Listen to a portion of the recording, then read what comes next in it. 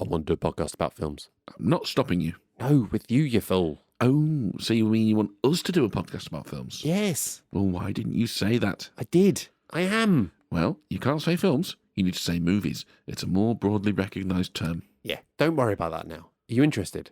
Well, we can't just talk about films we like. That'd be boring. Well, okay. Well, what about films we don't like? That sounds even more boring. Okay, how about this? Films we disagree on. Okay, that's intriguing. So what? One of us likes the film, the other one doesn't, and we discuss our opinions? I think you mean movie. Yeah, don't worry about that now. That's not important. Important? Don't talk to me about importance. Because of you, the future of this entire universe is in jeopardy. What? What are you talking about? Right now, poised at the edge of the galaxy, Emperor Zurg has been secretly building a weapon with the destructive capacity to annihilate an entire planet. I alone have the information that reveals the weapon's only weakness, and you, my friend, are responsible for delaying my rendezvous with the Star Command. You are a toy. Bastard. You aren't the real Buzz Lightyear. You're an action figure. You're a child's plaything. You are a sad, strange little man, and you have my pity. Hello and welcome to our second Movie the Needle Classics Collection episode, where a pair of amateurs haphazardly dissect one of the movies that we have previously inducted into our MTN Classics Collection. My name's Simon, and I'm in our shed with my good friend Carl, where we'll be spewing all kinds of positivity and praise on what in our minds is an absolute classic. This week, it's the 1995 Pixar movie directed by John Lasseter that depicts the complex romantic relationship between old-fashioned pull-string cowboy doll Woody and modern space kidder action figure Buzz as they maintain a tortured, sporadic love affair behind the back of owner Andy. Confusion with Brokeback Mountain apparently ensues. It's Toy Story!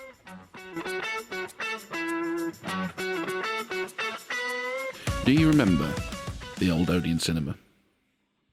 You know I've not lived here for as long as you. Oh, that's true, yeah.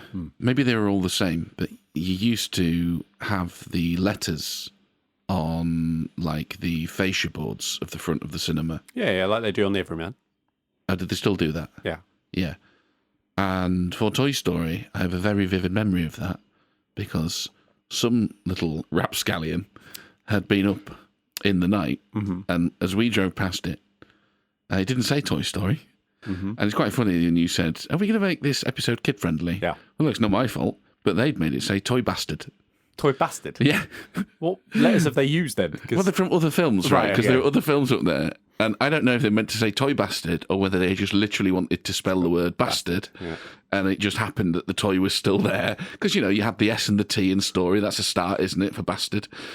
We'll pull a B and an A in for whatever else was on at the time. We'll have to have a look at what else was on at the time and see if we can figure out where the letters came from to make bastard. We'll see if Sean Bean appears in our recasting later. Yeah. That'd be a very different movie, wouldn't it? You toy bastard. Yeah, there we go. So, fuck you, kids. Toy bastard. Good stuff, good stuff.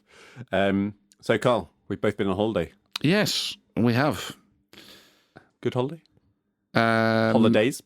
Yeah, so as we covered on the last episode, I went to Spain for a week with a couple of friends of the pod, Jess and Jamie. We had a wonderful time. You went to Turkey. Turkey, yeah. Nice time? Yeah, I spent the majority of my time, people watching, listening to other people's conversations and silently judging them. Yeah, solid holiday fare. Which I'm a bit worried about my planned holiday next year because it's just with my own family. So oh yeah, they'll be sat around going, "Who's this guy?" Yeah, less fun judging your own family, isn't it? You're kind of like, oh, no. Yeah. But yeah, I mean, I say I was silently judging them. I was silently judging them whilst they were clearly having much more fun than I was. Yes, that's right. Who's the idiot in this situation? Yeah. So I was a little bit jealous of them as well. So fair enough. There we go. I did also though do some reading on holiday. Got through a couple of books. Two somewhat movie-related ones as well. I actually haven't finished the second one yet, but I'm like 80% through, so I'm counting it. Yeah. So the first one was a novel written by a future guest of the podcast, who's coming on our next Mashflix and Chill, Damon Lee Carter, from the Never-Ending Watch List. And he's written a novel back, I think must have been back during the old lockdown time. And lots of movie references throughout it. A lot of fun from that perspective of it as well. Really enjoyable read. Cracking little holiday thing. Both me and Emma read it whilst by the pool. Very good. Yeah, so good fun. Oh, he's going to get 2 plugs for that then, because he can come on and plug it himself. Yeah. Very good. Yeah. And the other one, another friend of the pod, Ed Zwick. Remember him? Oh, yes. What did we... Director of Blood Diamond? Yeah, but we couldn't think for the life of us. Yeah. Yeah. Read his autobiography. Oh, yeah? Yeah. It's dead good. He's done a lot of stuff, by the way. Yeah? Yeah. I have not given him enough credit for his career, which is... Because we did very much liar him, didn't we? You're not important enough to remember. Yes, exactly. And I was just like, oh, he's actually... Oh, it's kind of a big deal. Quite enjoying it. Just finished the chapter on Tom Cruise and the Last Samurai. He's largely positive about most people. Tom Cruise gets away without. Listen, I've repeatedly said I think he'd be a terrible pint. Well, I think he essentially says that. Yeah, love the guy to a degree, as a professional, but I think he'd be a terrible pint. Hard work. Indeed. But yeah, good fun. Did you manage to get through any of your movie-related books? No, well, I'll come on to my reading afterwards. So, yes, I was back for a week, in which time we managed to record another episode of Match Flicks and Chill. And then I was due to go away for a week camping in Cornwall. Yes. Yeah. How could I forget about this, that you were teasing me with? So on the Tuesday, after we did the record, the car died. Oh. Yeah. What are we talking about died? What was it? Smoke? Are we talking just... It went in for a service. Didn't come back again. Yeah, exactly. It needed lots and lots of stuff doing, and it was like, okay, yeah, that's not safe to drive. You won't be driving that next week. Oh. And it's probably going to cost you about $3,000 as well to fix. Right. So that was a real hammer blow. I was in tears. The kids were in tears. We looked at hiring a car. Yeah. To get one, because of course we've got all our camping gear. Yeah. To get one big enough. I mean, and not even quite big enough, to be honest. £1,000. Which is just like, no. It's a good proportion of the holiday, isn't it? Well, it's more than the holiday cost. I said, no, I can't do that. The weather's not that, forecast is not that good. You know, we've already, no, it just, we've got hotels booked at either side because we're driving down. And why wouldn't we have booked the fixed rate? Because obviously we're going to slightly more expensive. Yeah, it was. Yeah, if I wanted the flex rate, it costs more. I mean, so there's no reason I was going to cancel those hotels. So lost that. Rang the campsite up. I was like, look, what can we do? It's not like you can just hop on a train or you could have hopped on about 14 trains. It's not that. It's all the gear. Yeah. Well, particularly with you, the way you camp. Yeah, right. Yes, campsite told me to fuck off. Hard lines. Thanks very much. I've got travel insurance. Insurance told me to fuck off. So I did what any sane person would do. I booked a holiday and we spent the week in Bulgaria. Oh, nice. Yeah. It was like, I can't get a lift to the campsite with all the gear, but I can get a lift to the fucking airport. We're having a holiday. Did it cost you less than $1,000? It cost just over $1,000, so it was like very, very comparable to the car hire and, Nice. Were you on Sunny Beach? It was in Sunny Beach. What was it like? It was wonderful. I say, there's loads to do for kids and families and all the rest of it. It's very, very busy, very, very touristy. The beach itself is gorgeous, a really lovely sandy beach. I've no idea why that place markets itself as Sunny Beach, though, because just at the end of that stretch of beach, there's an old town called Nesebar. One of the most beautiful places, just gorgeous. It's a UNESCO World Heritage Site. It's an old town buried in some ruins. Fantastic, absolutely gorgeous. Like comparable to, any of these nice little whitewashed villages you've been in throughout the Med. We had a great time. Absolutely beautiful. Beer was ridiculously cheap. Oh, what are we talking? The cheapest I had was 3 lev for a pint, which is about £1.30. Nice. In our hotel, it was 4 lev, so you took in £1.70. Solid. Yeah, really, really good. Bulgarians are surly to the point where it's really quite funny. Why are you in our country? Very outwardly grumpy people. Oh. Nothing wrong with the exchanges with them. They say all the right words and things.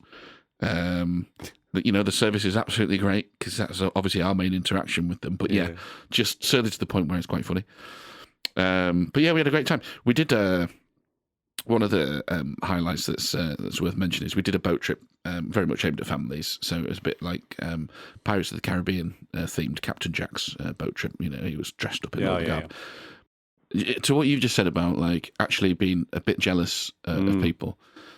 So they did this show and they pull up like certain people out of the audience, train them up to be pirates, put them through all these games, you know, essentially some mild humiliation for everybody else's. Thing.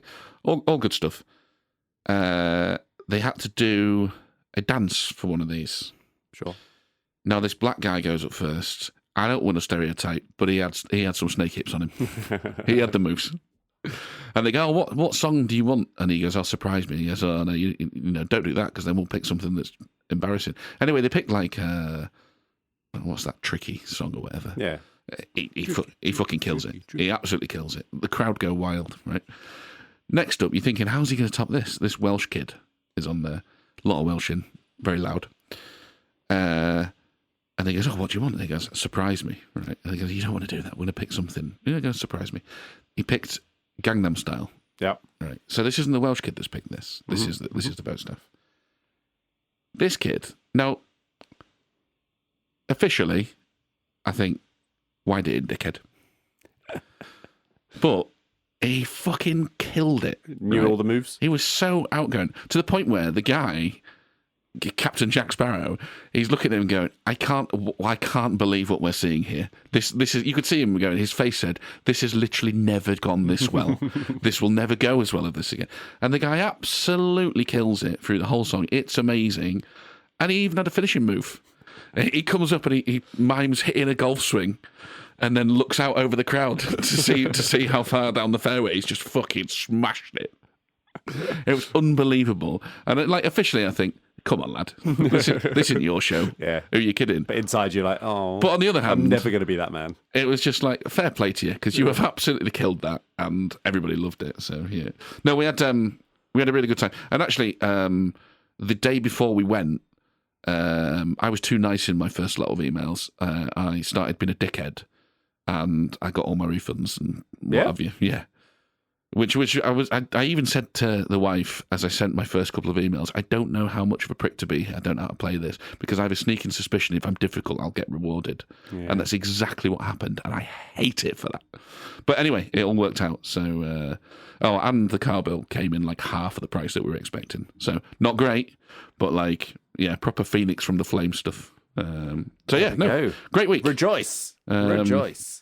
Bulgaria, of course, they're going into the Euro in January, so it'll be fucked now as everything goes up. So can't recommend it because it won't be cheap anymore. Is that true? Is that what's happening? Yeah, January they're going. Oh, that's gutting.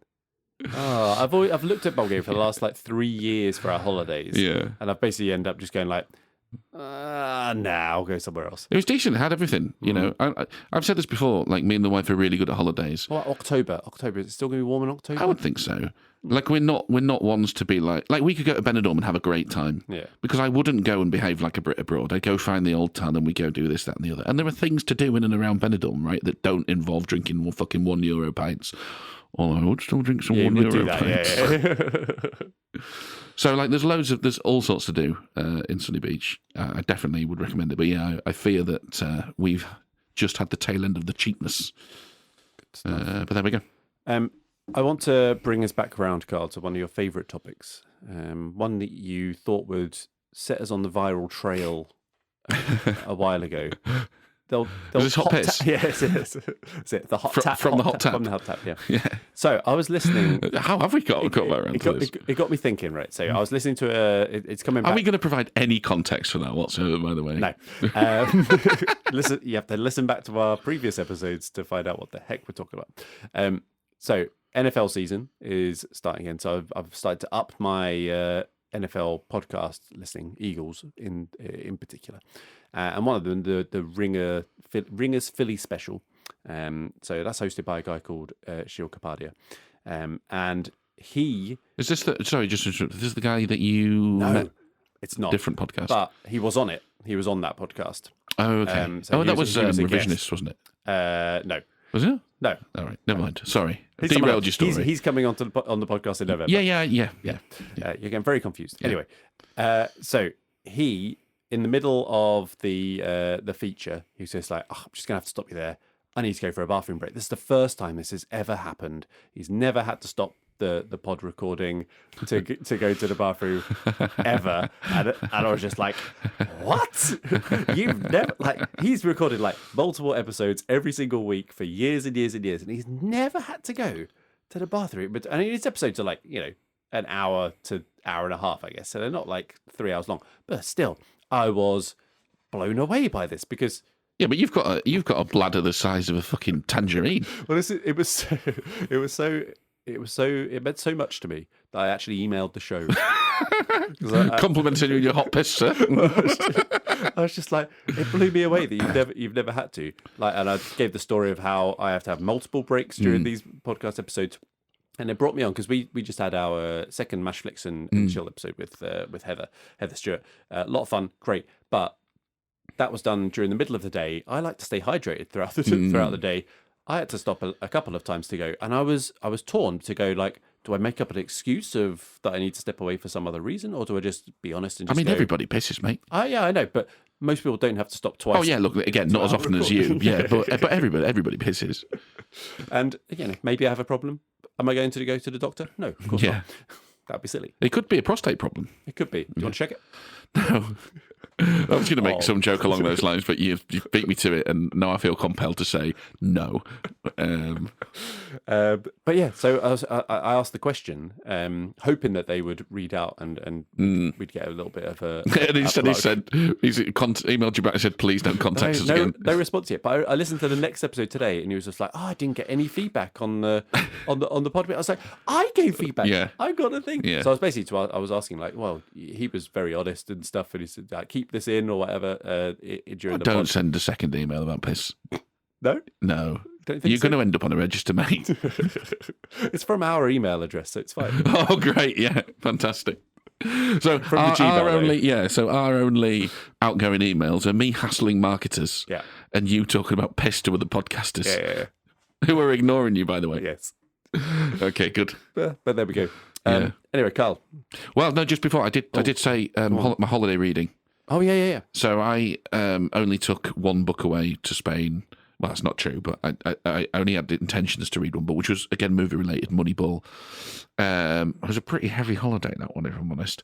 So I sat down on one afternoon to read that, got about 4 pages and fell asleep. No reflection of the book, I'm sure. Absolutely not. So it was very much a case of, like a shark, you just got to keep moving, you just got to keep drinking. So I had to put the book down and do something a bit more, active. Active. But I did get 2/3 of the way through it in Bulgaria. Yeah. Very, very good.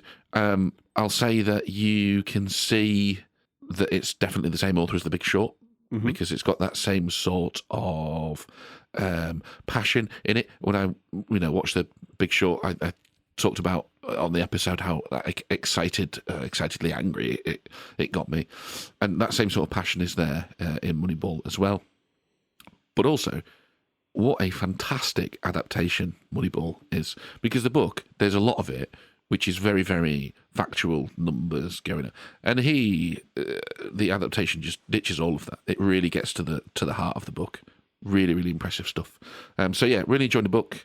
Has probably deepened my appreciation for the film, and as I say, the adaptation. You're going to rewatch the film? Yeah, probably will when I finished the book. Yeah, very interesting. He's also, that same author's done one on the pandemic as well, and I've bought that to read. Yeah, coming up soon. So obviously not quite as film related. I don't think they're going to make that into a film, maybe, but I'm sure it'll be just as angrifying. That's not a word. No.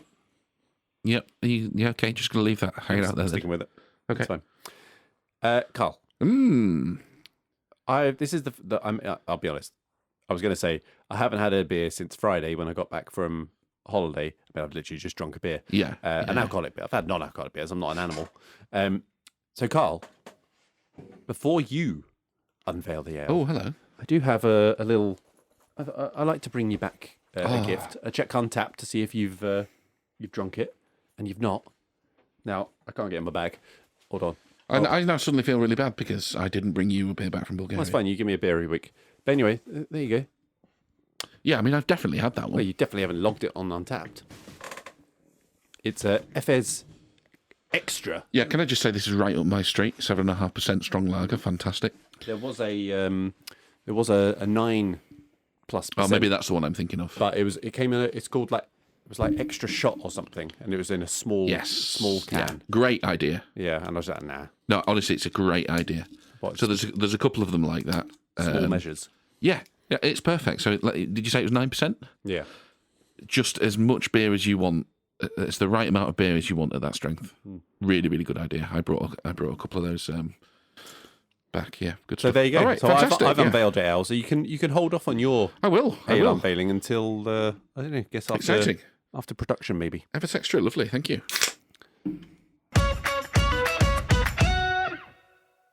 All right, let's introduce today's film, which is Toy Story. But before we get to our initial first Toy bastard. impressions, Toy Bastard, yeah. Before we get to our initial first impressions, a quick reminder of our simple 5-point scale.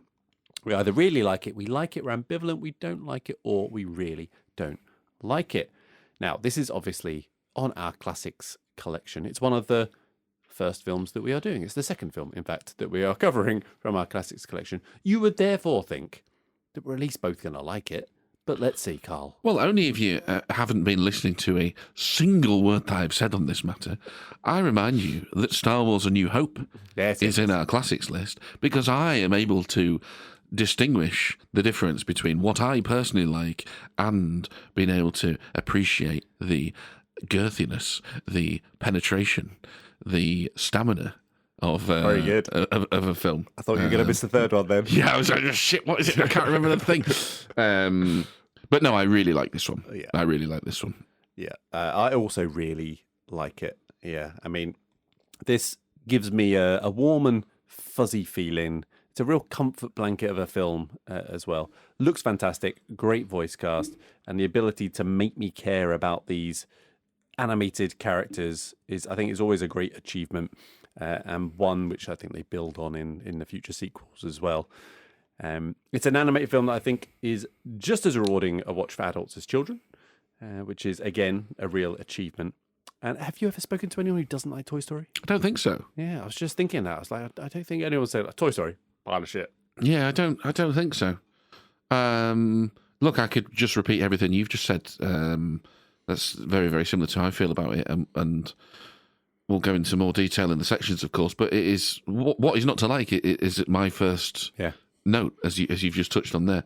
It's terrifically put together. It is brilliantly cast. Tonally, very, very good. It's very balanced. It's touching. It's thrilling, and it's really funny. There's some really good jokes in there. Love it. Excellent. All right, let's kick things off with the production. And we both kind of talked in our intro about how good it looks. Let's start with how it looks. Yeah. This is obviously the first ever feature-length computer-generated animation. And considering it is the first ever... It's pretty amazing. Isn't it? It's a hell of a standard to set, isn't it? It is. I mean, the attention to detail that they have in it, right? And the things I noticed on this watch in particular were like the scuffed window frames and stuff, that everything just looks worn and lived in, scratches on the floor, that sort of thing. And it's just like, if everything was shiny and new, you'd get that weird, like, detached feeling from it, I guess. But this feels like you're part of a world, right? Yeah. Like, help me out on this. I can't decide. I can't quite put my finger on what it is about the animation, or maybe it's not so much the animation, but the sort of the style and the choices they've made with how this looks. Because I kind of think, I agree, like, first out the gates, what an amazing feat this is. But I kind of think you can tell it's older, right? And I think there's a kind of charm to that as well. And I don't know whether it's like, because it's obviously it's not as advanced as what we have today. It's somehow not as slick and smooth as what we have today. And I don't think that's. I think it might be a choice.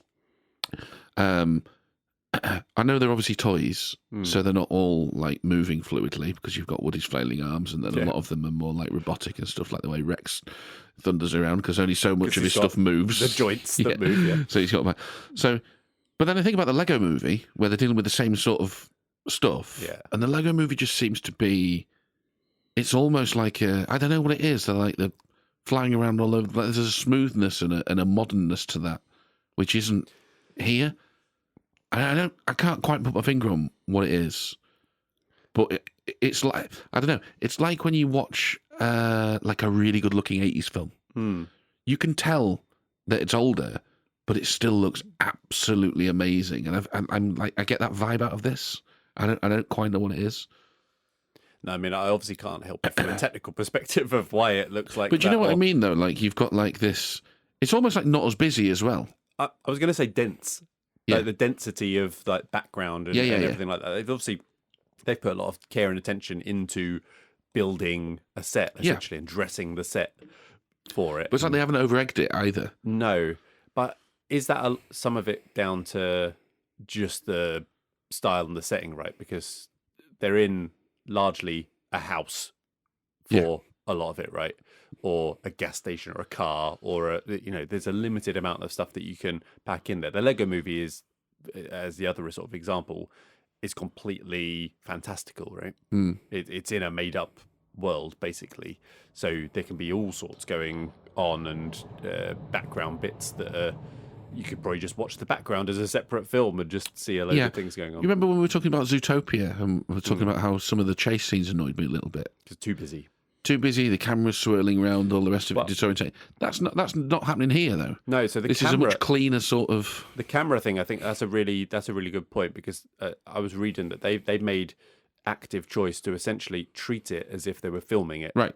So the camera angles that they have would be those that you would have done if this was a live action film. So you don't have those impossible camera angles that you can do with CGI, which you see with Zootopia would have been a prime example of that, I guess. Where you'd never be able to film that. And of course they do that in films now, but they CGI and shit. But I think that's maybe what it is. I think it's the camera movement. And it does look like a real movie. It does look like a really good old movie in the same way that old movies look really good.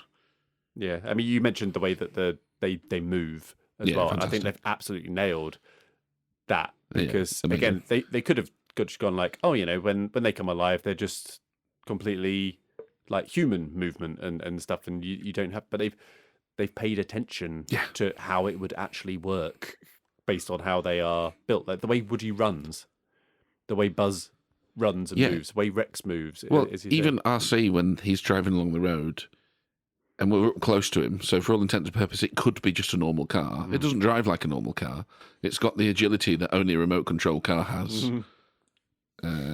It's really good, yeah. What about the sound? The songs, the music? Yeah, it's funny, isn't it? Like, I mean, it's a lovely... We talked about the tone, and it does balance like these touching stories and deals with some themes like insecurities and all that sort of thing. Balances that with some scary stuff and, also the joy and the fun as well.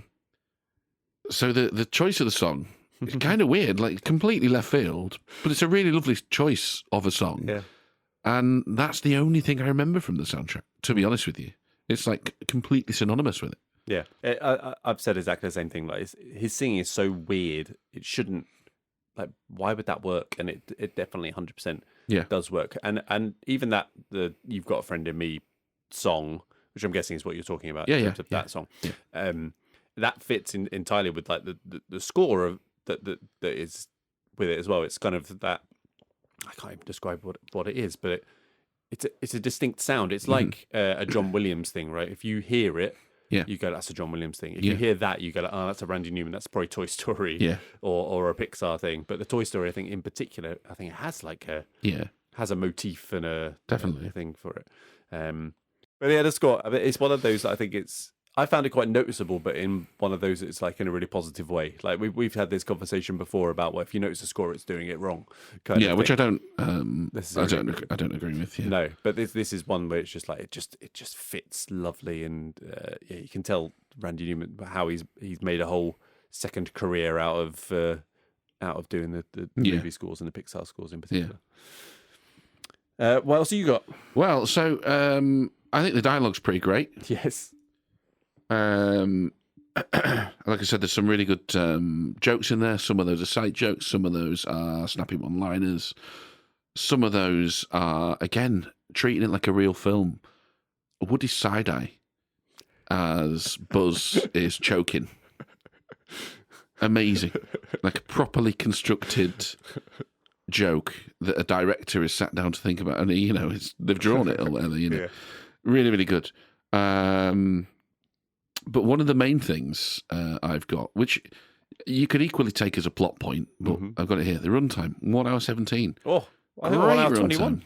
Great runtime, maybe with some maybe the credits. I don't know. Credits and whatnot. Yeah, I don't. It's a fan. But I said it feels longer. But it's because it's such a complete story. In like it's a good such way. a ride. Like, yeah. But it's fantastic. Like that is a testament to, well, one, it knows what it is. It's a kids' film.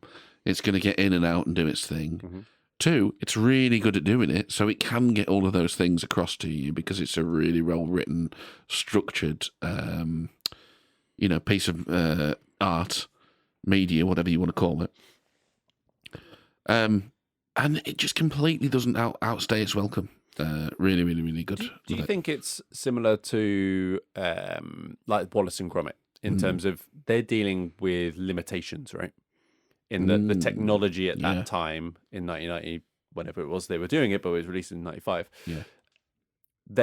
To make a film that is 2 hours long,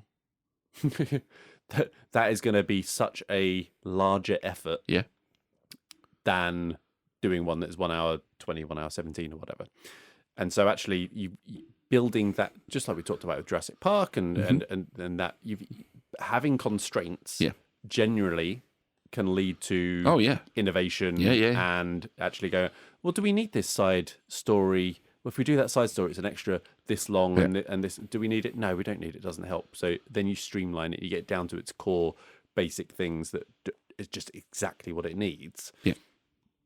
I think that is probably something, again, which has probably been lost, right? Now we've got the other computer generator. You can get the ones that are 2 hours, 2.5 hours, and you're just like, what are you doing? This is obviously based on, I say obviously, I keep saying that. It's not obviously based on, it's based on Tin Toy, which was like a animated short, won an Oscar. Okay, didn't know that. I say based on, like, it was a Pixar thing. It involved toys. It was computer generated animation. But they were like, well, let's see how far we can push it. Let's go to a half an hour, short film, a bit longer. And then they basically came to the conclusion of just like, if we're going to do that, let's make a feature. Let's go the whole hog. Because actually, in terms of cost and everything like that, you're going to be not along the same lines, but you've gone so deep. And actually, well, come on, let's go for it. The production itself is a fascinating. They've probably written a book about the production and all of the things. Because obviously, don't say obviously. It's just filler, Simon. Don't beat yourself up by it. I will. You can't stop me. The Apple guy, what's his name? Come on, famous the dead Apple one, guy. Steve Jobs. So he was involved in Pixar early, and they have partnered here with Disney on it, and so he got a lot of Disney input, which essentially completely derailed the whole production from this guy's notes, who was producing it. Changed the film entirely. They completely ruined it. So it got basically stopped. The production got stopped like twice because it was just a complete mess, and then essentially got taken back to Pixar guy and John Lasseter in particular to just go, take it back to what you originally thought it was going to be, and go with that. And Jobs had said, like, I will basically just self-finance this to make sure it gets done. They made a deal with Disney to essentially, in terms of financial thing, that if it does really well, Disney will get nicely rewarded and is this a blueprint they've stuck with them? Because, again, thinking about the Zootopia episode, we'd said the difference between Disney animation and Disney Pixar is fucking stark in terms of their hit rate and how good they are. Yeah, I mean, certainly there was that golden period of Pixar, right, where they just didn't make a bad film. Yeah. I don't think they can well, maybe not bad film. They definitely haven't kept up that hit rate into the 2010s and 20s. But no, but even when the Disney Pixar ones aren't as good as Toy Story, for instance, they're still, beating the socks off of the Disney studios. I think it's that brain trust that they had. Lasseter, Pete Docter, I can't remember some of the others, but they've all gone to direct other Pixar movies. And I think Lasseter actually has gone over to Disney now to head up Disney as well. He's kind of gone full circle for that.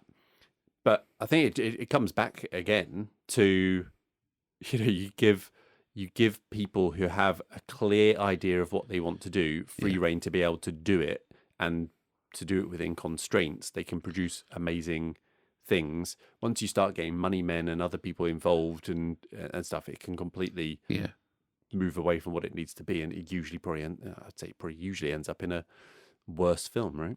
Yeah, for sure. You mentioned dialogue. Good, some fantastic lines. Just throw away things of when Buzz is in full. He's a real space cadet. When he asks for the unidirectional bonding strip. Yeah, that's right. Pass the tape. Just, I'm going to use that for everything. Whenever I need to tape, when it comes up to Christmas and I'm wrapping presents, you pass me that unidirectional bonding strip. Buzz has some great lines, but my favourite one is just when Woody's going completely over the top, taking the piss out of him. And Buzz just goes, "You're mocking me, aren't you?" Yeah, that's right. Yeah. He's like, the little green dudes, the little green alien dudes, the claw. He has been chosen. And another Buzz line when he sees Spike. Yeah, is it Spike? The dog, kid? yeah. Oh no, who's the kid? Sid. Sid. He's like, I don't believe that man's ever been to medical school. Yeah. So it's just fantastic. Budget wise, Carl. Yeah, go on. 30 mil. So not It's cheap. No, it's not cheap, but that's not bad It's a there. lot of money. But box office, 394 million global box office in 1995. Yeah. And that was the second highest grossing film of 95. Do you know what was top? Is this Schindler's List? No, that's 93. It's 93. Yeah. I can't remember. Go on. It's your second favourite Die Hard film. Oh, Thingy Bob. Yeah, but with a Vengeance. Yeah, Die Hard with a Vengeance. Yeah. Great film. Yeah. So that was the highest grossing of 95. Obviously, your favourite Die Hard film is Die Hard 2. I think you might be. You maniac. No, you maniac. Come on, they're three great films. Yeah. They're three great films. That's how you do a trilogy, by the way. When we do the retro, I've got some thoughts on sequels. Okay, cool. And in particular, Toy Story 2. Mm-hmm. Die Hard is how you do a trilogy. Subtly different, each one. Very, very cool. So have you got anything else on production you want to shout out? Nope. Okay, do you want a game? I would love a game. Alrighty. Okay, so the game, Carl.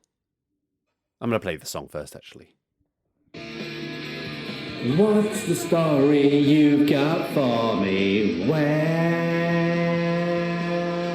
you need a little clue to make a guess, yeah. Well, what's the story you've got for me? Well, you need a little clue to make a guess, yeah. That's right. Just really, like straying into, but not quite committing to a full-on Liam impression. Yeah. I didn't want to go the full way. It sounded like I was trying. Yeah, but there was just enough. There was just enough effort in there to suggest that you wanted to try. Mega. Like the Welsh guy who knocked Gangnam Style out of the park. Oh, he committed. I'd have done the horse thing and then lost face. But he saw it through. There you go. Anyway, that's right. It's a game named after finding Woody in your bed when you wake up. Okay. So that was so much these days. Let me tell you, 40 years old. Yeah, well, that's where the prostate comes in. Yeah. So there are 5 movies, each with story in their title, and I've got 5 clues for each. The clues are initials, secondary character, genre, 3-word synopsis, and then primary character. If you guess correctly after the first clue, the initials, it's 5 points. Second clue is 4 points, etc., etc. All right. If you do guess it from the first clue, you can also gain a bonus point by naming the primary character's name. Oh, okay. So lots of points on offer, and I've obviously got a bit of a scoring system. Of course. Do I get to choose the order of the clues now? No. Okay, right, fair enough. No, you get them. You get them in. You do obviously get to choose the order from 1 to good, 5 yes. of the Good, the okay. films. Yeah, I should look forward to that. We've got 5, so you can start anywhere you want, Carl. Yeah, Where would you like to start? I don't know how well this is going to go because right now, I'm stalling. I'm trying to think of films with story in them. Come on. It's just not. My mind is completely blank. I'll start with number 1. Thank you. Number 1. Okay. Yeah. So the initials are TNS. Okay, so that must be the never-ending story. The never-ending story. Well done. Never seen it. No idea what the character is. So let's forget about the bonus point. Okay. There's well, never ending. the secondary character I was going to name was Falcor. You've never seen Never-ending story? No, that because wouldn't have helped. That wouldn't have helped. Fantasy epic was a genre. 3-word plot. Imagination saves Fantasia. No, that wouldn't have helped. And then the primary character is Bastian Balthazar Bucks. Yeah, no idea. No. If you'd have put TNS last, that'd have been a point. That's what have happened there. Yeah. Cool. Well, my mouse is not working, so this is going to be tricky to keep score, but it's fine. Okay. Where do you want to go? You got 2, 3, 4, or 5 next? I'll go number 2, thank you. 2. Okay. Yeah. So it's WSS, the initials. All right, so that's West Side Story. Is West Side Story very good? Yeah, So you never seen it, so you can forget about your bonus point. But we've talked about it. It's got your favourite actor in it. It's that Ansel Elgort dickhead, isn't it? Yeah, but he's not the character, unfortunately. He is the actor. I couldn't tell you what he's doing. So he plays Tony. Yeah, I'm sure he does. And obviously, it's a 2-lead thing, but obviously he's male, so he gets to be the primary character. Of course. That's how it's Hollywood, works. isn't it? It's Hollywood. Yeah. Okay, so well done. That's another 5 points. Give me the other clues. Give me the other clues. All right, so secondary character is Maria. Yeah, wouldn't have helped. Genre musical. Yeah. 3-word plot, love defies gangs. No idea. Yeah. You got the rough idea of West Side Story, No, right? no, absolutely Singing not. gangs and sharks versus the... I mean, they're all singing gangs, aren't they? Sharks Cats versus something, or... Is that not what Cats is I about? don't know. A bunch of cats against a load of... Dogs? What? I Yeah, don't know. cats versus dogs or something. I have no idea. I've never seen Cats. I definitely don't want to see the film based on... Actually, I might watch the film, Yeah. but I'd need to be incredibly pissed. Yeah. Right. Where do you want to go? 3, 4, or 5 next? I'll go for 3.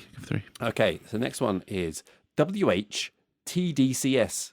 TDCS, right. Story, okay. WH. Yeah, okay. No, let's move on. Okay. Yeah. Secondary character, Darlene Madison.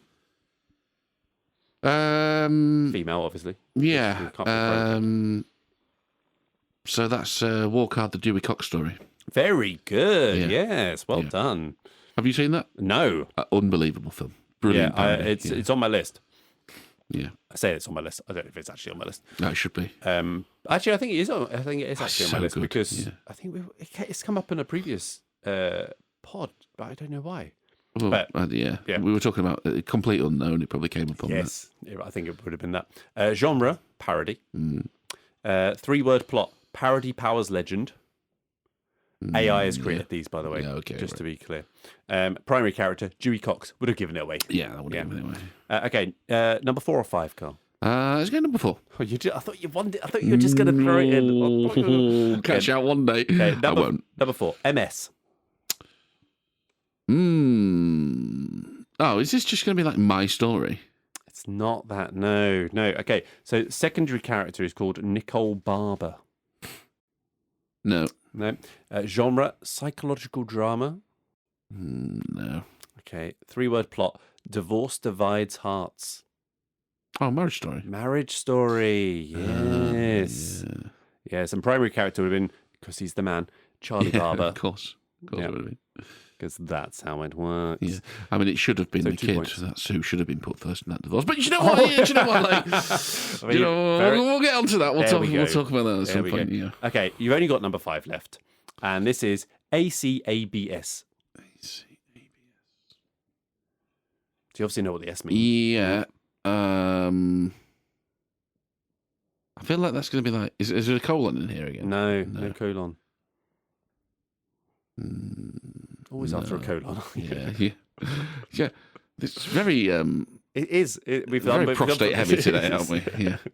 Okay, secondary character. Yeah. Rob Brydon. Oh, a cock and bull story. A cock and bull story. Very good. So it would have been comedy, narrative mocks itself, and Tristram Shandy. Yeah, never seen it. Have you not seen it? That'd be right up your alley, no? Never seen it. Steve Coogan, isn't it? Yeah, but you like the Trip and stuff, no? Yeah. Oh, it's basically just a precursor for the Trip. Oh, very good. Yeah. I mean, it's just the same. Yeah. Okay, so that got you. Let's see. No, you didn't. You did get a. No, you didn't get a bonus point. 5542, isn't it? No bonus point. Well, you never give me a chance to.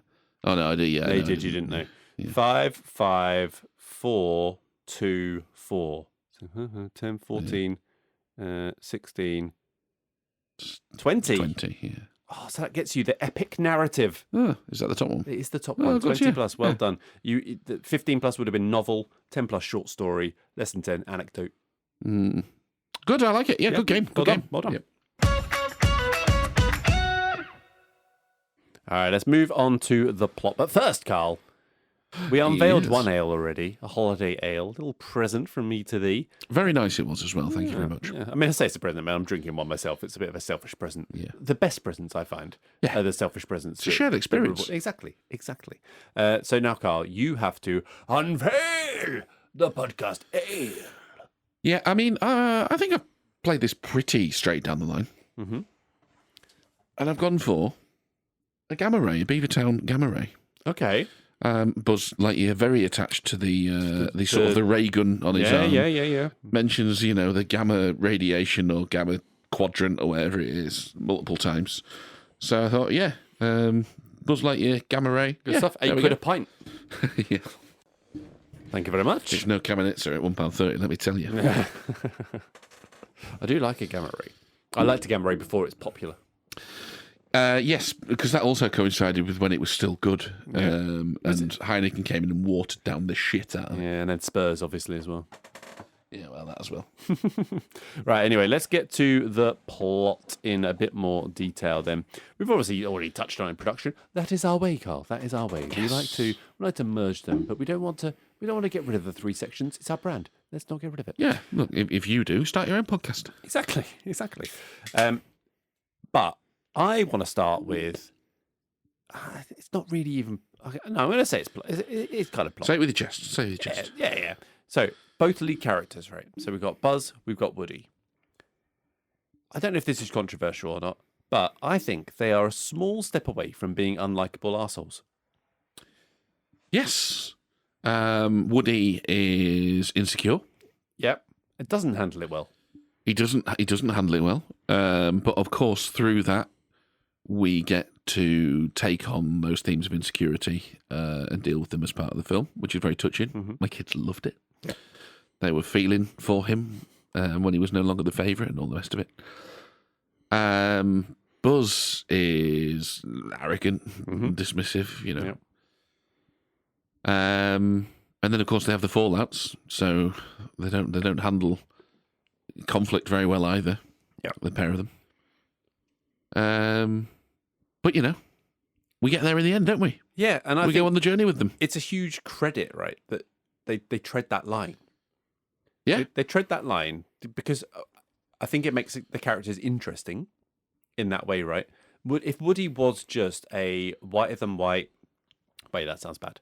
Purer than pure, happy-go-lucky. You can say whiter than white. I think that's okay. I think you've made what you've done there. I think you've made that a lot worse than it needed to be. I think. Why is white good? I think that's absolutely fine. I think by pulling up, what you've done is insinuated the very thing that you didn't want to insinuate in the first place. It's brilliant. I'm leaving it in. Thank you very much. Good. Yeah. So, but I think if he probably would have been unbearable. Do you not think? Yeah. He would have been an unbearable character. Yeah. So having that dark side to him, where he essentially, he does try and kill Buzz. He does. He does a little bit. He kind of not kill because he's a toy and probably can't really die. I guess I don't know, but he tries to get rid of him. It's very much that insecurity does take over. Now, obviously, he bounces back and it all comes full circle and everything. But I think treading that line makes them much more interesting.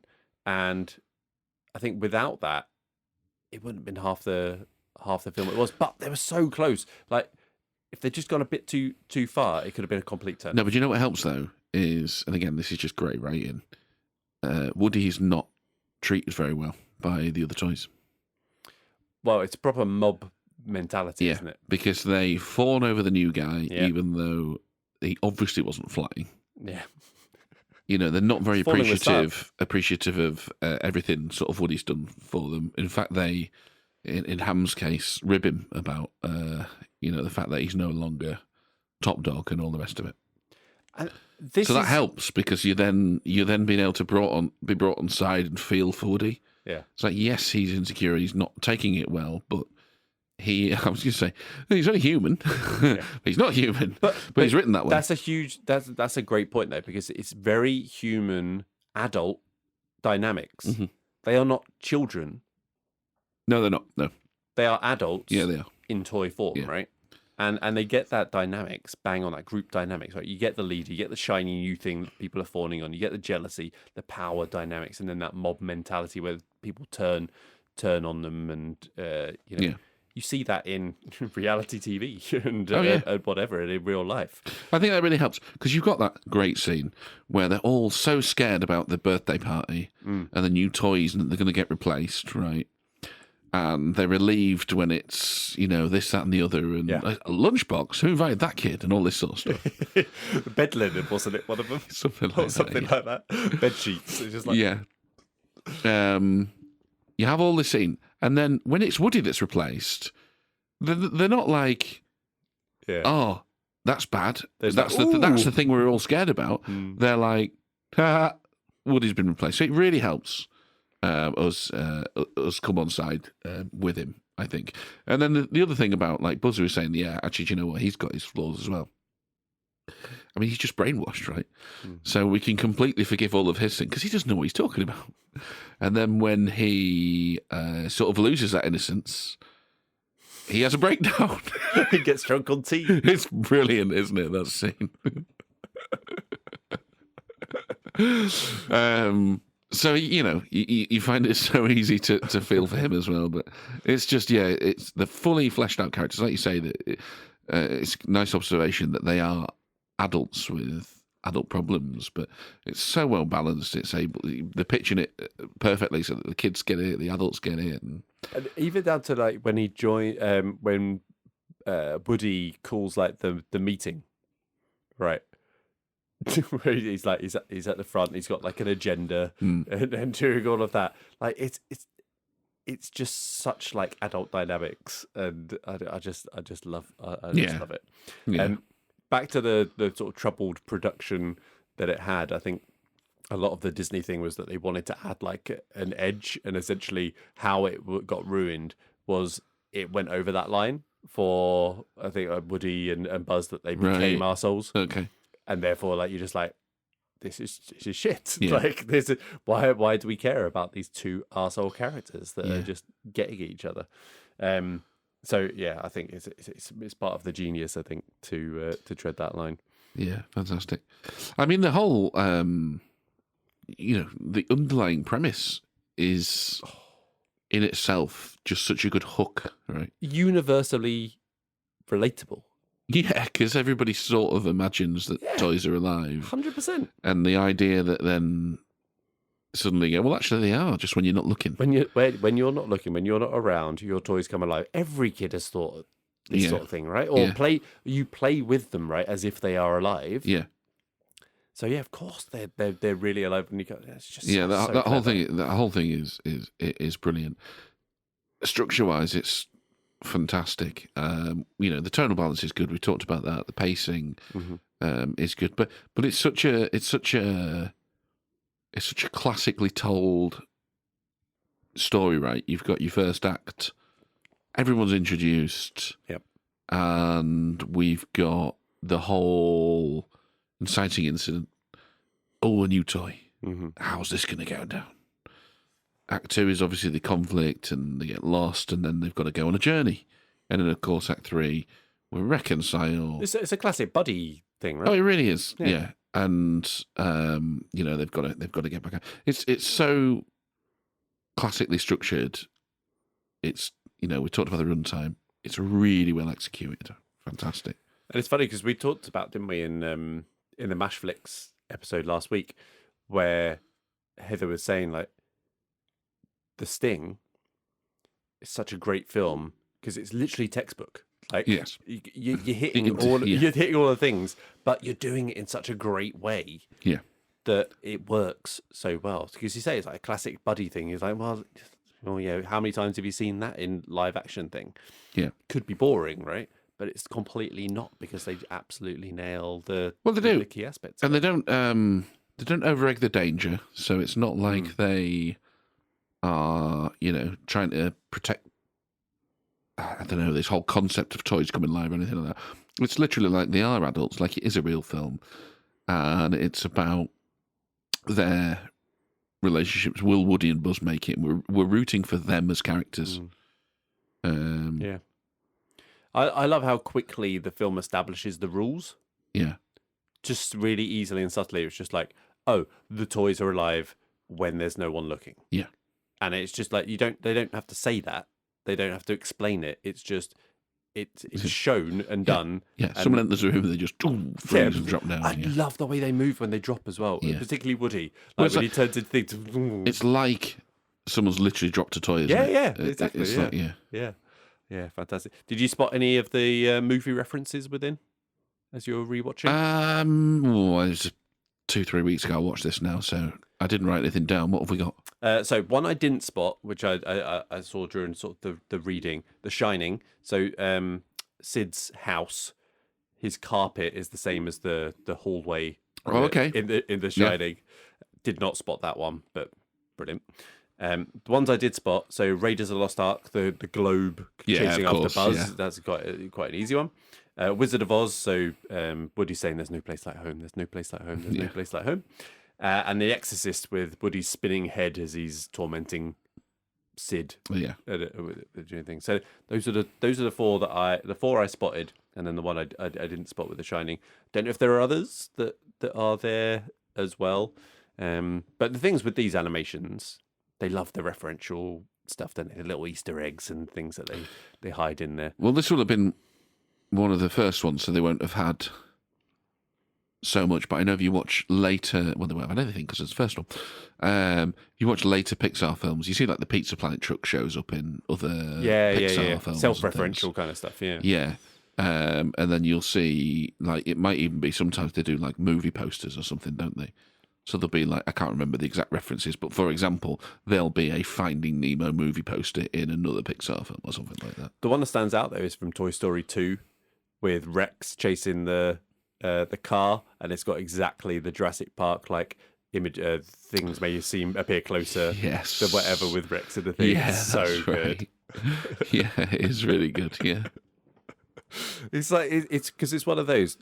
It's not like completely subtle. Like loads of people will get that, and it's like if you've seen Jurassic Park, you will get it, and it's so rewarding, but it doesn't feel like false because it fits with part of what you're watching.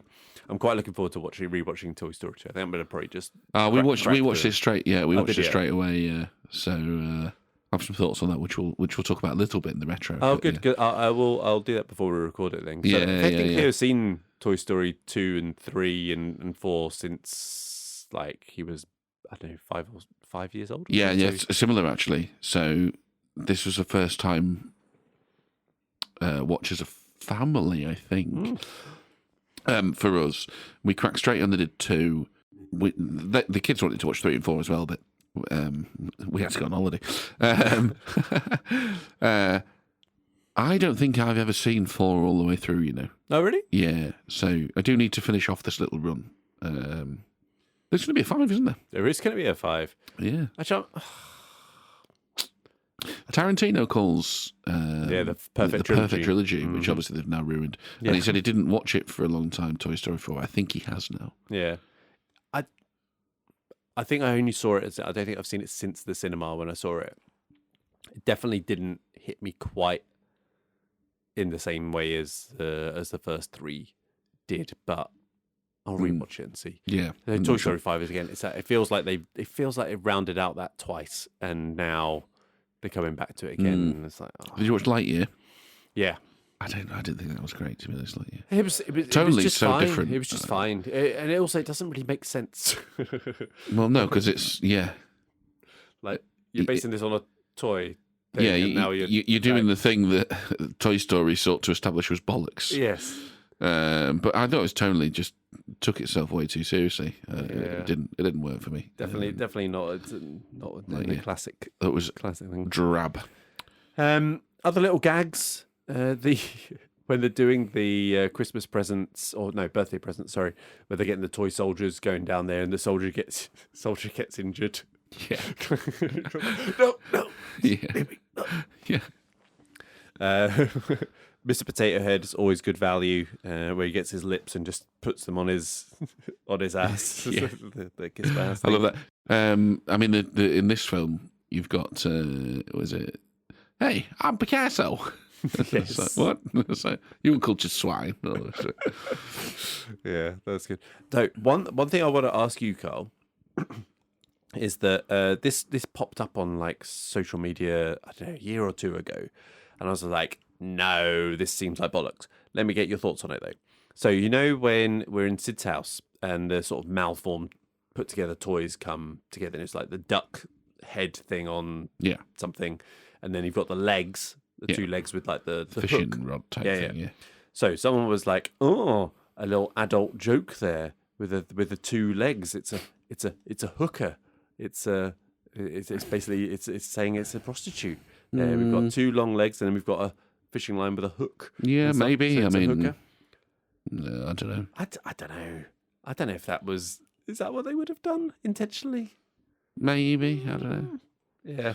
I don't know. I think you'd have to say if they did. I think you'd have to say they've nailed it because it treads the line so that you can go. No, of course not. Yeah. I didn't spot that. But if they meant it, somebody sat there going. See, I think if they'd meant it, they would have made all three of those toys that appear all dirty. Yeah, something like you could translate them all into something filthy. That's why I think it's just like I don't know. They've just taken like stuff and they put them together and they've made them look weird, right? Like weird and scary. What is it? Is it Rule 34 or something? What's that? If it exists, there's porn of it.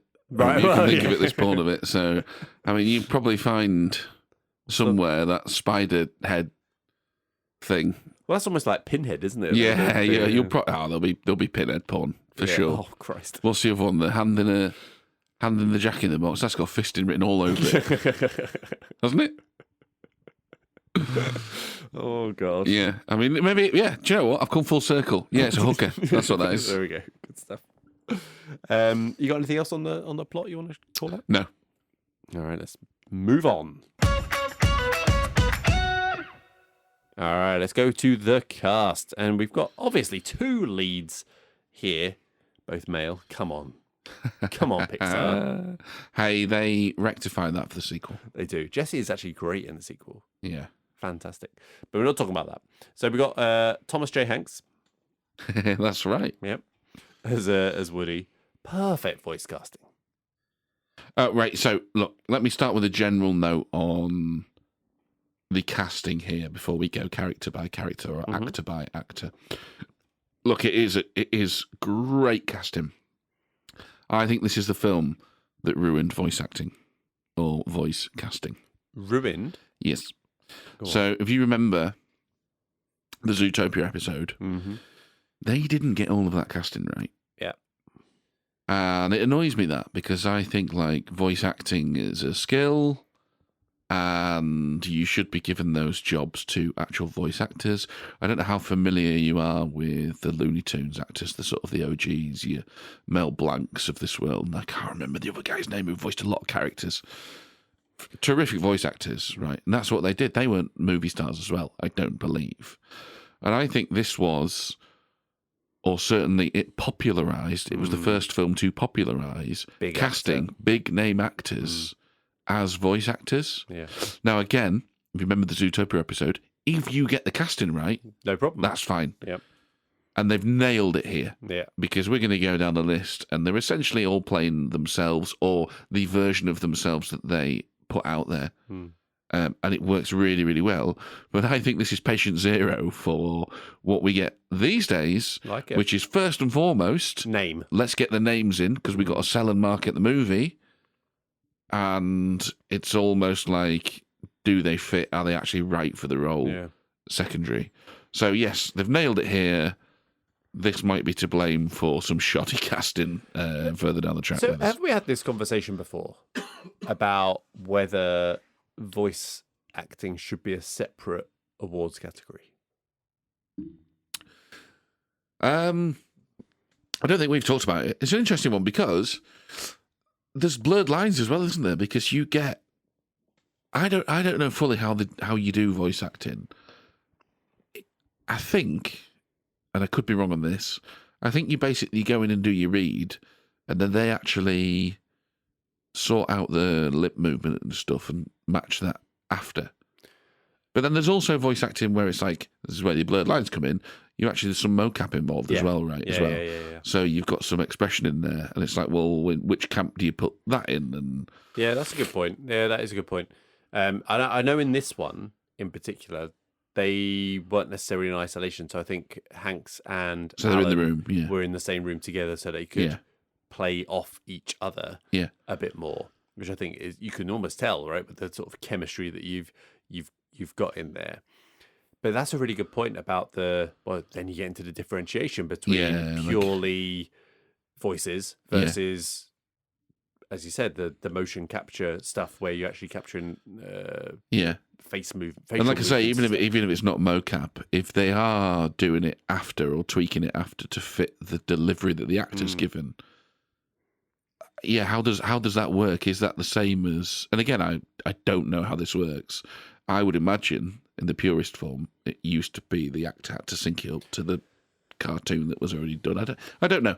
Part of me thinks so. It's tricky. If they did go down that route of going, well, yeah, you get. There's a whole Oscar, right, for voice acting. Yeah, that would probably actually make it even worse. The situation that you've just highlighted about the named actors, right? So they go, oh, sorry, I get a chance to win an Oscar. Yes, it's like another string to your bow, isn't it? To go, well, I've won this, and I've won this, and I've won this. Yeah.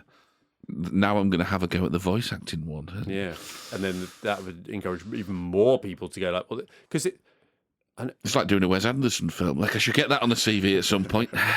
let's get a voice acting one now. Yeah, because I know it's not easy work, right? You're in a room reading lots of lines and doing stuff and and all that, but totally you haven't got anything to bounce off. No. So that's where this is an actual skill, and it's so much more about the tone and the cadence of your voice than it is all the rest of the bits that usually go into a performance. So anyway, let's talk about so Toy Story room voice acting. No, look, the casting is superb, and Tom Hanks as Woody is brilliant because he's got that sort of like effervescence when he is losing it a bit and it's over the top, but he's good enough to do all of the sort of insecure moments and all the rest of it.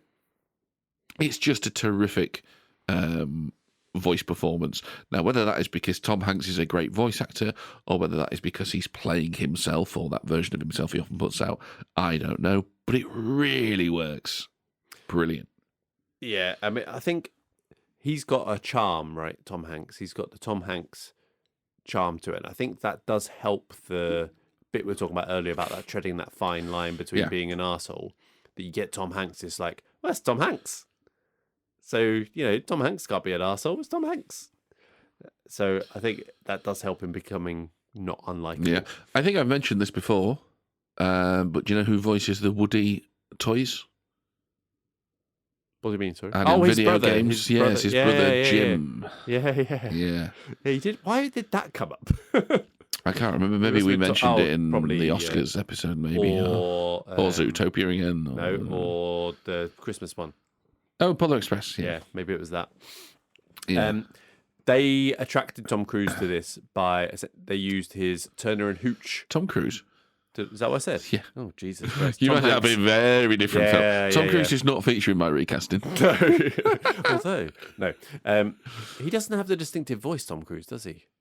As much. No, you'd know it was him, wouldn't you? I think you know, but I think Tom Hanks has a As he more starts distinctive... slapping Buzz around the face. Help me! Help you! No, fucking wind it in a bit, will you, Tom? Calm down. But, sorry, the test... They essentially did like a test screening thing for Tom Hanks. Yeah. Where they used his Turner and Hooch dialogue and they animated Woody to be doing some of his dialogue and then sent it to Hanks and then... This is you. We want you to do this. And he was like, oh, fucking yeah, right on. So they went after him in that way. Which I think is such an interesting way of going about it, isn't it? Because it's completely different to any non-animation thing of how you can woo an actor, right? Yeah. Like how you essentially just place them into a role, into a character. You've basically done it. Right? There you go. That's what you'd look like. Yeah, that's what you sound like. That's what you look like. Yeah. There you go. Can you do that again? Yeah. Please, thanks. Tim Allen as Buzz Lightyear. Amazing again. Yeah. It's almost a lot less showy, isn't it? Like Tom Hanks is very big. Yeah. Tim Allen's playing it very, very straight. Very, very straight. It's Tom Hanks and Woody that is the aware one. Yeah. And all this stuff that's going on. And he's got and it's like exasperation central, Woody, at the start. And Tim Allen's straight down the line. Ball of exasperation, I like it. Yeah, he's brilliant. He's absolutely brilliant in this because, again, he's like, he's a bit of a dick.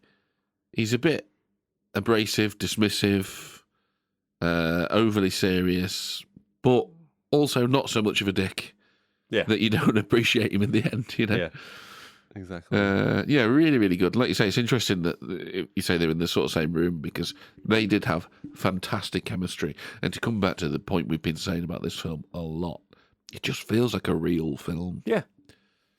And I think that must have helped, right? It must have helped having two actors essentially acting against each other. So, yeah, I don't know if that is a common thing or not. Look, maybe as a counterpoint to what I say about, like, you ruin voice acting when you give these jobs to not proper voice actors. Would you get that same sort of chemistry? If you actually put them in a room. Yeah, if you do voice actors who are used to just delivering the voice and having to give their entire performance through the voice, rather than actors and how they bounce off each other and all that sort. Would you get that? I don't know. Maybe you wouldn't. Yeah, and this is my lack of knowledge about how they do it now. How much of because they can't do all the voice first and then the animation. No. There's got to be there must be like an 80% animation done. Yeah, and then the lips part or whatever. They've got to. Yeah. They must have to stick very closely to a script. Yeah. There can't be a lot of just like riffing. Yeah, you can't go on another 10 seconds because it's like we ain't got the frames for that, mate. Like. Yeah, 10 seconds. Or just this was another interesting fact that I think. So to sync the character's mouth and facial expressions to the actor's recorded voices, the animator spent a week per 8 seconds. Wow. Of the animation. Yeah. So you imagine it's just what you said there. You've riffed for 10 seconds. Great. For God's sake. That's a week. That just cost me. It's just I was going to go away. Never mind. No, it's fine. Fine. So so I don't know. I would be actually interested to find out how they do it in modern computer generated animation now. Yeah. How easy is the wrong word, but how much can they go like? No, just record, and we can fix that. Yeah, you'd imagine fine. It's not as labour intensive. Yeah. Well, I think that it was so crazy. Like the number of people involved in the Toy Story production in terms of animators and stuff was like, I don't know. I can't remember the exact numbers. So let's say 50 or whatever.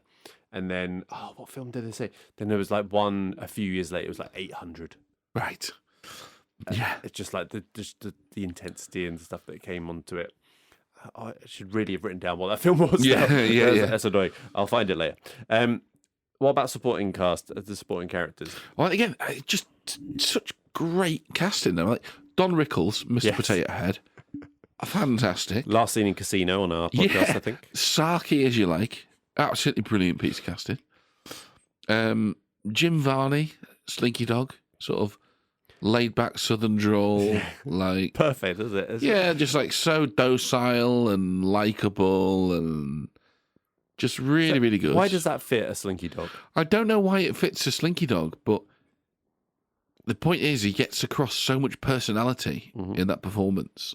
So, maybe, and it's difficult because I think I've gone for in the still a recasting. sort of in the recast I've gone for a more affable, likeable kind of guy. But maybe it could have been any personality. But the point is he gets across personality. It's really, really good. Wallace Shawn as Rex. I think he might be my favourite. Oh, he's so good. And He's so good. you recognise that voice as well, Yeah. right? Inconceivable. It's such a distinctive voice. It's so good. And Rex is a character. I think it's just so much fun. And that's a great piece of writing, right? The big Scary dinosaur. It's like Basically insecure and docile. Yeah, exactly. I want to be scary. Yeah. Oh, it's really, really good. John Ratzenberger as Ham. The Lucky Charm, Pixar Lucky Charm, appears in every Pixar film. What does that? Ratzenberger. Ratzenberger, does he? Yeah. Oh, yeah. It's just so brilliant. I just he's so much fun. Just like this, like deadpan sort of, almost cynic in every scene. He's got. I don't know if I can recreate it, but he's got like a tone that he's Yeah. just that he has like a noise that makes before he says something. I love the bit in, I think it's Toy Story 2 when they're flicking through the channels. Yeah. And he's just like, oh, you're not going fast enough. Let me do it. It's just, yeah. Really Anyone good. else? The only other one I should call out, I should call out Annie Potts as Bo Peep because Christ, otherwise it's a sausage fest, isn't it? We've got all Hollywood. Yeah, she's fine. The only other one is, did you spot Sarge? And I don't mean, did you read who it was? Do you not recognise the voice? No. I did straight away. Who was it? Arlie Emery, who is the drill sergeant in Full Metal Jacket. I was going to guess that Yeah. when you said it. Is he actually that in this? Yeah, he's Sarge. Oh, that's fantastic. So as soon as I hear that voice, I'm watching it and go, let's the drill sergeant. That's another reference, isn't it? Oh, it's fantastic. Just right there. Yeah. That's fantastic. Yeah. Right.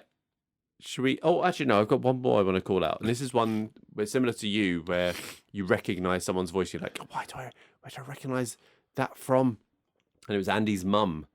Not a big part, but I recognised the voice, and I was just like, that sounds like Sheldon Cooper's mum from The Big Bang Theory, and it is. It is her.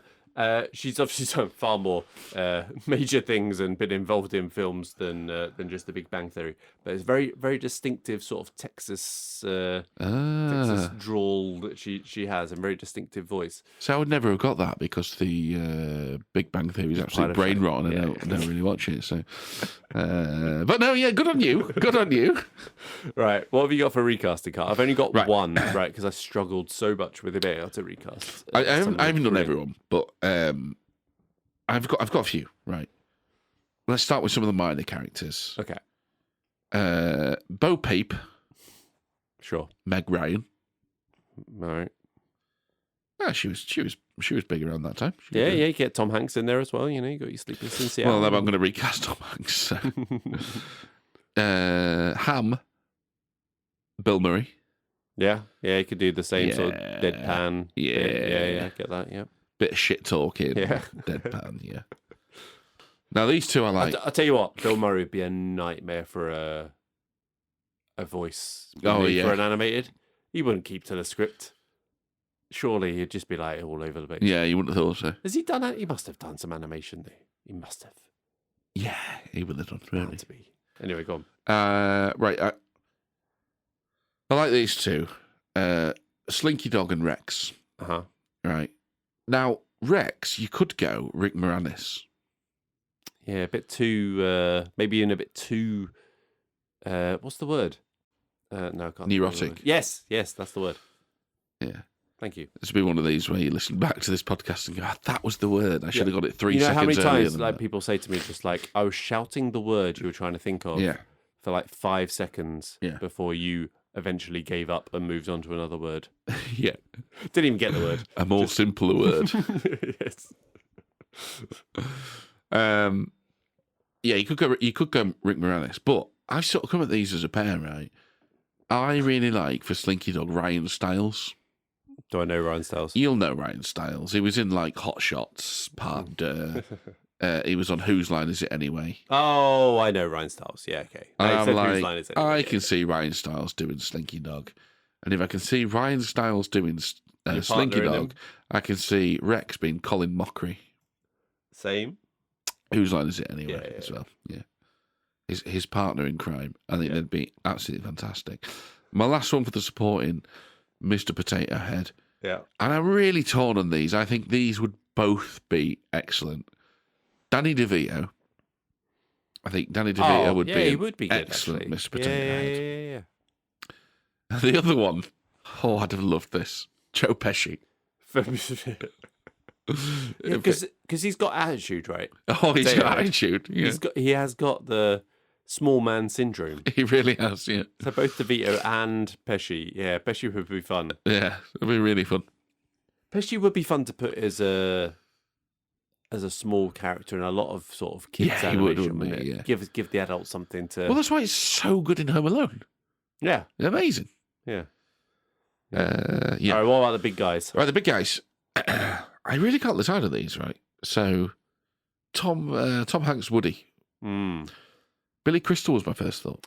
Yeah, so he was actually up for Buzz. Yeah, I read that. Don't see that at all. No. Don't see that at all. No. He's completely wrong for You almost Buzz. need the square-jawed actor, don't you? Like, you need someone who's got that Yeah. baritone. Baritone? Is that deep? It's deeper than not. Tenor. It's deeper than tenor, yeah. What's the really high one? Is that alto? Yeah, sure. Yeah. Let's go for that. Yeah, alto because it means high. Yeah. Alto, yeah. Alto soprano, isn't it? Soprano, yeah. was that the one I was thinking of? Well, yeah, but it's soprano, then there's alto soprano, which is even higher. higher. Yeah. Falsetto? Well, falsetto, yeah, I suppose so. But isn't falsetto just refer to a particular technique, or is that a range on the scale? I don't know. Oh, I'm well out of my depth. Yeah. Yeah. Anyway. I don't know why we spent so long on it, honestly. We do what we do. Yeah. Right, so yeah, Billy Crystal, he could do it. Matthew Broderick. Okay. Because Matthew Broderick has got like the sort of the affable side of it, but definitely got the insecure side of it down as well. Yeah. And I really like Matthew Broderick with Danny DeVito with Mr. Potato Head needling him all the time. Because they do that. Is that in the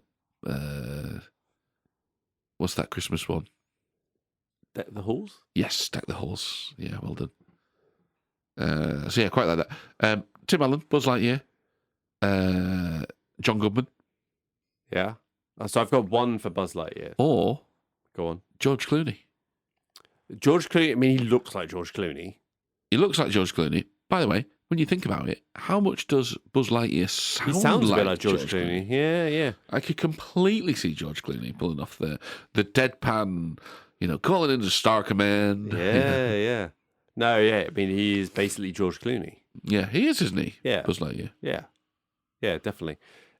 So the one I had for Buzz Lightyear, and this is based on the fact that I had a whole fight with a friend, Leanne, about she was convinced.